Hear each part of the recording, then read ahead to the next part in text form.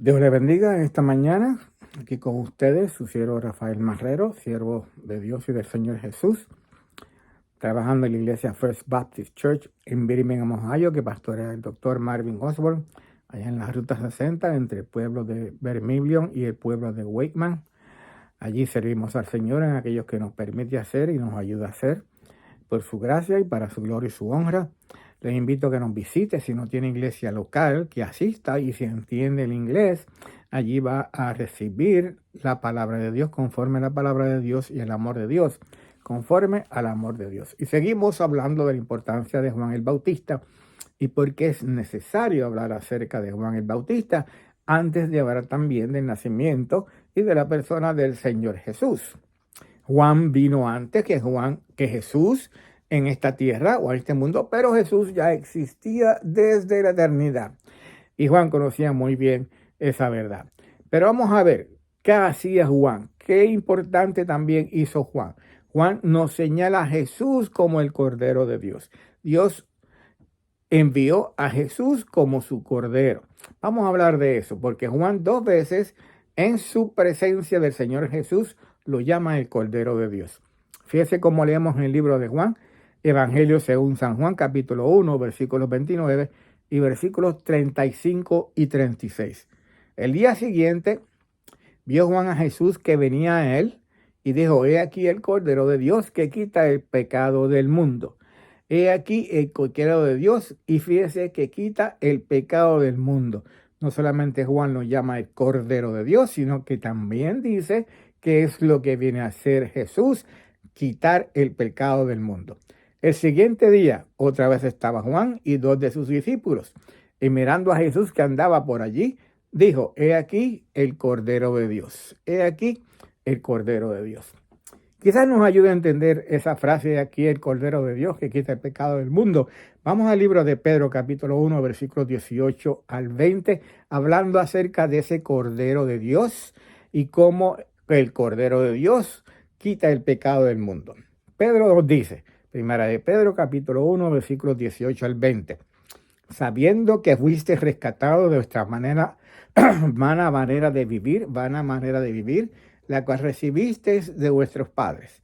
Antes de tener a Cristo como Señor y Salvador, vivíamos una vida vana, la que recibimos, dice el apóstol Pedro, en este caso, hablando a los judíos creyentes de sus antiguos padres, los que se conocen los padres, ¿verdad? Los patriarcas del pueblo hebreo,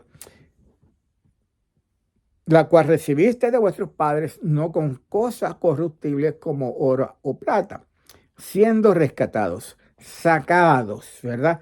Traídos, bien, de donde estaban en su vana manera de vivir, a vivir en Cristo Jesús. Fuimos rescatados no con cosas corruptibles como oro o plata, sino con la sangre preciosa de Cristo, como de un cordero sin mancha y sin contaminación. Como la sangre preciosa de Cristo, con la sangre preciosa de Cristo, como de un cordero sin mancha y sin contaminación. El Cordero de Dios que quita el pecado del mundo, era necesario su muerte en la cruz del Calvario, su sangre derramada en la cruz del Calvario por medio de la sangre preciosa de Cristo, de un cordero del hombre, el Hijo de Dios, el Hijo del hombre, que vino y vivió entre nosotros de manera que no pecó, porque no se halló pecado en él, no se halló falta en él alguna, y era necesario que viniese el justo por nosotros los injustos, el que no conoció pecado, al que se le hizo conocer pecado por causa de nuestros pecados. Y eso dice la palabra de Dios, el apóstol Pedro, ya destinado desde antes de la fundación del mundo, pero manifestado en los postreros tiempos por amor de nosotros o por amor de vosotros. El Cordero de Dios. Esto es una figura que muy bien los hebreos de aquellos tiempos, bien, aún los convertidos al Señor Jesús y los no convertidos podían entender el Cordero. ¿Por qué?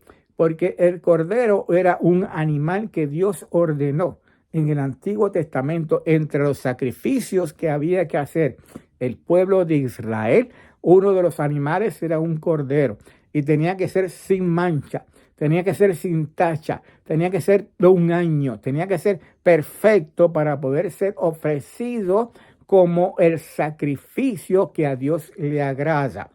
Y su sangre, entonces, la de ese cordero derramada sobre el arca del testimonio, sobre el propiciatorio que cubría el arca del testimonio, sobre el propiciatorio que cubría el arca del testimonio.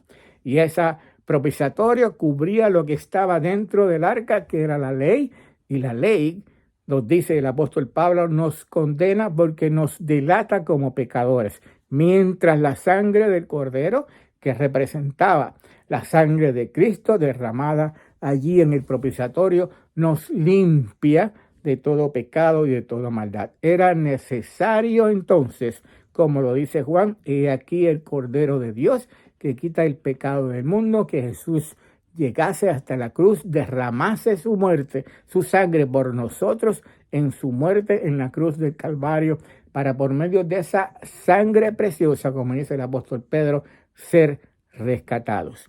Hay que creer en ese sacrificio, hay que creer en ese derramamiento de sangre, dice el autor de Hebreo, porque sin derramamiento de sangre no se hace remisión de pecados. Como sucedía en el Antiguo Testamento, era necesario derramar la sangre de aquel cordero sacrificado de un año sin mancha, sin contaminación, sobre el propiciatorio.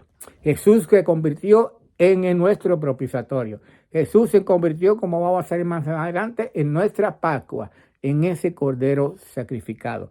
Y todo aquel que en él cree, y cree en ese sacrificio, y cree en esa sangre preciosa derramada por nuestros pecados en la cruz del Calvario, entonces Dios concede salvación y vida eterna. Padre, gracias otra vez por tu palabra. Bendice, Señor, tu palabra. Y te rogamos en el nombre del Señor Jesús que tú la lleves con fruto a los corazones, Señor, de aquellos que la están escuchando y que la van a estar viendo este video, para que, Señor, haya arrepentimiento, haya, Padre amado, confesión de pecados, haya, Señor amado, salvación, vida eterna, Padre amado, de necesidad de buscar de Cristo y recibir a Cristo como Señor y Salvador. Y también en todos nosotros, tus hijos, Señor, también obres tú por medio de tu palabra, Señor, para acercarnos más a ese Cordero de Dios que nos dio vida eterna, que nos da salvación, Padre amado, y que murió por nosotros. Su sangre derramada, resucitó al tercer día y está sentado a tu diestra, Padre amado, para gloria y honra tuya. En nombre de Jesús oramos. Amén.